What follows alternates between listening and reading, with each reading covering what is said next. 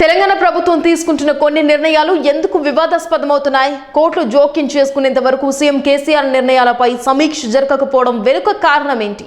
అసలు పూర్తి స్థాయిలో సంప్రదింపులు జరపకుండా కేసీఆర్ నిర్ణయాలు తీసుకుంటున్నారు. వీటిపై సాధారణ ప్రజలు ఏమనుకుంటున్నారో ఇవాల్టి పబ్లిక్ టాక్ లో చూద్దాం. నేను మీ ఎరుకల వైష్ణవి గౌడ్. మన రాష్ట్ర ముఖ్యమంత్రి కేసీఆర్ గారికి నమస్తే.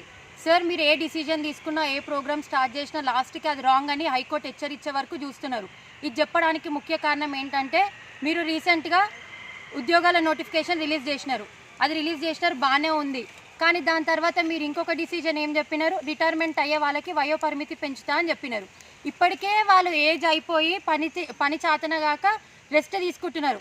వాళ్ళు రిటైర్ అయ్యి ఇంట్లో రెస్ట్ తీసుకునే టైంలో మీరే వాళ్ళకి జీతం ఇచ్చి రెస్ట్ తీసుకోమంటున్నారు. రెస్ట్ తీసుకుంటారు, ఓకే, వాళ్ళు తీసుకునేది వాళ్ళకి మంచిగా ఉంటుంది. కానీ మన గవర్నమెంట్ ఆఫీస్లో ఇప్పటికే ఎన్ని కుప్పలు ఫైళ్ళు అవి వర్క్ కాక అట్లనే ఉన్నాయి. ఇంకా మీరు వీళ్ళకి రిటైర్మెంట్ టైం ఇచ్చి పెంచితే అవి ఇంకా 2 years వరకు కూడా పనులు కావు. మీరు మీ గుండెల మీద చేసుకొని ఆలోచించండి. మన రాష్ట్రంలో ఎంతోమంది యువతకి ఉద్యోగం లేదు. మీరు వీళ్ళ రిటైర్మెంట్ టైం పెంచే బదులు వీళ్ళకి పెంచినా మీరు ఇంకా శాలరీ ఎక్కువ ఇవ్వాల్సి వస్తుంది, 60,000. అదే శాలరీలో మీరు ఒక 4 members యువతకి ఉద్యోగం ఇవ్వచ్చు. యువతకు ఉద్యోగం ఇస్తే మీకు ఎన్నో ఫలితాలు ఉంటాయి. వాళ్ళు ఉత్సాహంతో పనిచేస్తారు, వర్క్ తొందరగా అవుతుంది. ఇంకా మీరు వాళ్ళ కండిషన్లు పెట్టండి, ఈ టైంలో ఇది కాకపోతే మీకు ఈ పెనాల్టీ ఉంటుంది, ఈ పనిష్మెంట్ ఉంటుందని. మీరు ఉదాహరణకు తీసుకోండి, మీరు కేటీఆర్ గారు, మీరు ఒక్కరోజు వర్క్ చేస్తే 2 రోజులు 3 రోజులు ఫామ్ హౌస్లోకి పోతారు. అదే కేటీఆర్ గారు మార్నింగ్ నుంచి ఈవినింగ్ వరకు ఏ ప్రోగ్రామ్ అటెండ్ అయితేనే ఉంటారు, టైం టు టైం వర్క్ చేస్తారు, అన్నీ చేస్తూనే ఉంటారు. మీరు దీన్నే ఎందుకు ఎగ్జాంపుల్గా తీసుకోరు? దీన్ని ఎగ్జాంపుల్ తీసుకొని మీరు యువతకు ఛాన్స్ ఇవ్వండి.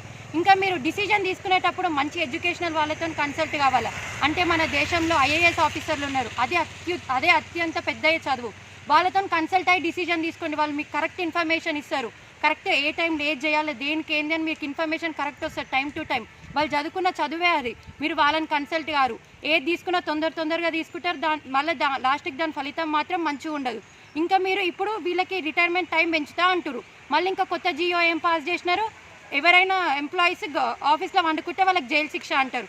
మీరే రెస్ట్ తీసుకోమని చెప్పి మీరే జైలు శిక్ష వేయడం ఎంతవరకు న్యాయం సార్? మీరు ఆలోచించండి. ఇది నా యొక్క హంబుల్ రిక్వెస్ట్.